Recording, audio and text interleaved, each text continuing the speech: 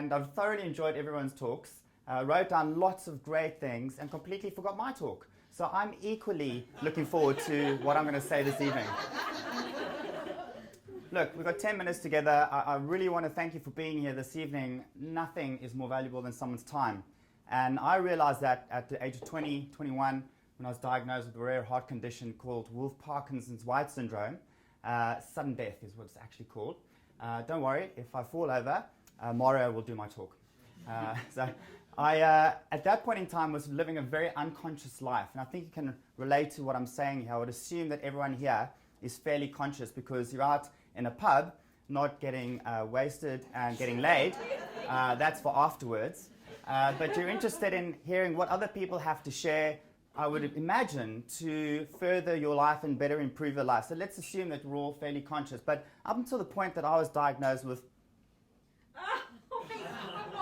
I'm sorry, this is really important for brand. Thanks. Up until that point, I was living a very unconscious life. In fact, I developed a serious cocaine addiction. My hair was peroxided, if you can imagine that. I was wearing bell bottoms with white gloves and glow sticks, and that was just to work. But I always had this obsession about life. What's life about? Are we really here to just go and work hard and be on the Piccadilly line like a bunch of sardines, not talking to anyone, and then, paying 40% tax when you die? Is that really what life is all about?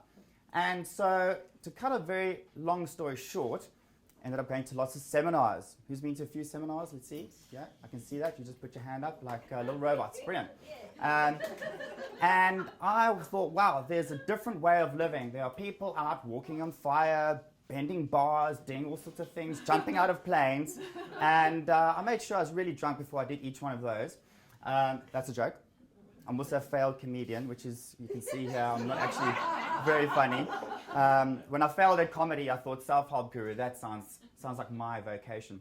But I went to every seminar that I could. I guess I just had a real thirst and a real hunger to find out what's life about and how can I make the most out of this. I will be honest with you and say that I didn't find a lot of answers. If I can summarize it, because I actually am writing a book, I could probably say that personal development and self-help takes a lot of ordinary people and makes them stupid. And that's not a joke. I've seen a lot of people who are perfectly ordinary, go out and live great lives, and they go to seminars, and they've given their power, if we will, to other people. And we've heard that as a common theme here this evening, haven't we? Yes. About consciousness. I don't want you to believe anything I say. I don't even want you to trust me. I want you just to be open-minded, to hear what I have to say, try it out for yourself, and if it works, great. I can tell you, because I've presented other seminars and I've taught other modalities, I've moved on from each one of those because I always found that what I was sharing or what I thought these gurus were teaching worked for a minority of people. And that for me just wasn't good enough. I'm an idealist, I'm a perfectionist, as you can see by my hair. That obviously wasn't funny either. So I'm obsessed about the truth. And this led me to alchemy and something called Hermetic philosophy and superconsciousness. And what I've come to realize, and you can try, do this for yourself, test this out. Great people create great things. It's that simple. You think about J.K. Rowling, down and out, divorced, single mother, ended up living in a 2-up, 2-down property in Scotland, had no money, her perceived life, her identity, which I love being referred to earlier, was to be married with her youngster and have the white picket fence. That dream was smashed, and she had nothing left in her life but a bashed up old typewriter and a big idea. And it was that idea that led her to greatness. You see, we all have that idea. And that idea doesn't have to be about changing the world. It could be raising a family, it could be making a cupcake, it could be writing a book, it could be doing a flamingo dance. I'm not going to try that one personally. I might end up in hospital. But we all have a genius. Now, I remember when I was at school, did all my homework, I played cricket, I did basketball, I did table tennis, I did the choir, what else did I do? I was the chairman of an organization called Teenagers Against Drug Abuse. That was pretty useful for me when I became a drug addict later on. I was like, no guys, that's not how you do it.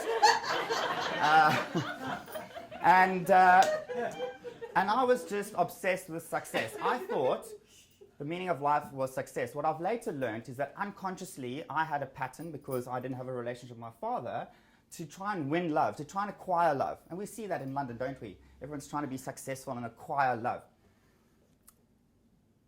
I remember my last year of school, and everyone else was going to be a pharmacist or a lawyer, and I had no idea what I wanted to do when I left school. I went and did an aptitude test. For 8 hours, I drew triangles with circles and pigeons with lions and all sorts of things. And the counselor said to me, you've got 3 career choices. First, you can be a journalist. And I didn't want to go study journalism because I created a codependent relationship with my mom. I grew up in a very violent and abusive alcoholic environment. And naturally, you can see how my unconscious behavior would be more inclined to try and protect the feminine. Can you see how that potentially could work out? Yes or no? Yep. You all have that. We all have that in relationship to our biological parents.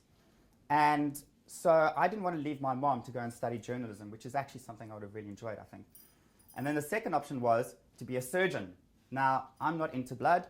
I'm pretty close to a vegan, so that wasn't a great option for me. And I hope that's real food, by the way. I'm not sure now if that's true.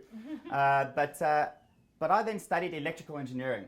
Okay, so what's silly about that is I decided my destiny on some profiling system. I mean, that's ridiculous, isn't it? And I don't know about you guys, but I didn't actually enjoy engineering. In fact, I was a terrible engineer. But it did end up giving me a passport here in Britain, so I'm very grateful for that.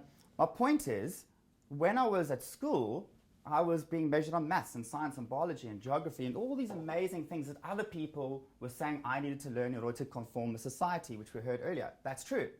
But we're not here to conform with society. We are here to unleash our genius, to unleash our natural abilities and true talents so that we can dance with the world and bring out our joy and show people what great food is and, you know, sing and dance and do whatever we're going to do next. That's what fulfillment is about. That's what joy is to create what we're here to create. And it's your sole purpose to discover what that is. It's your sole purpose to intuitively and imaginatively come up with that thing that you love. And it's classic because it's natural to you. You don't have to learn how to do it.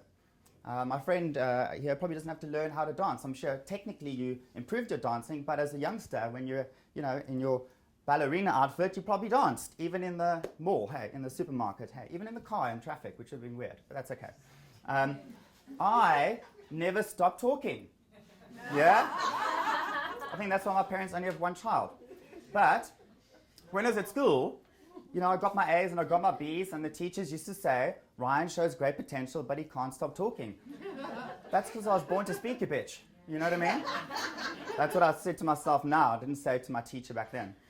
But my point is, you all have a natural genius within you. And that natural genius resides at a vibration and a level of consciousness that is so high that when you vibrate and you're there, you'll be healthy. You'll attract the guy who creates your vitality. You'll create the person who brings you dance. You'll create your soulmate. You know, my mom grew up with an alcoholic, violent father. So we're all energy, we're all vibration, okay? And so her unconscious mind, because what I do is I teach people to be super conscious. I'm the guy who makes dreams come true, okay?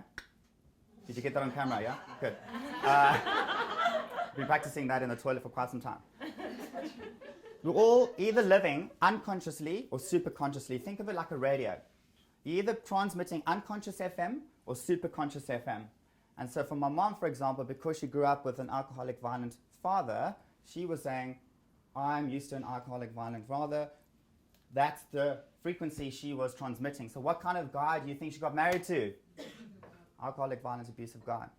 And so you think you're out there creating a life and making choices, and you think you have freedom, but yet your unconscious radio transmitter is transmitting unconscious patterns that you created in relationship to your biological parents, particularly when you're a youngster.